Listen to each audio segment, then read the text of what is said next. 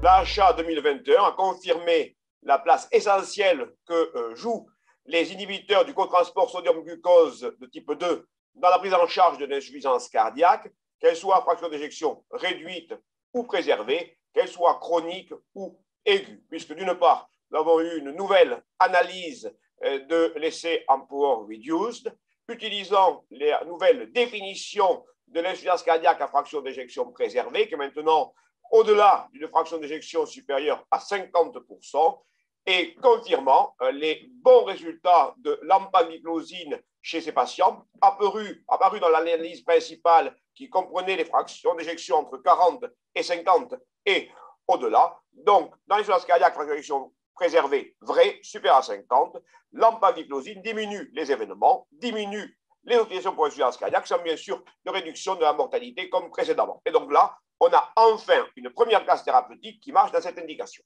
Deuxième étude, l'étude Impulse, qui répond à une nouvelle question. Est-ce qu'il y a également une place pour les inhibiteurs HLT2 dans l'insuffisance cardiaque aiguë? On l'avait aperçu dans l'essai soloiste, mais il y avait deux bémols. Premièrement, c'était avec une molécule, la sotagliflozine, qui a été interrompue dans sa démarche par son propre laboratoire, et dont l'essai avait été arrêté prématurément. Et deuxièmement, ça ne portait que chez des patients diabétiques.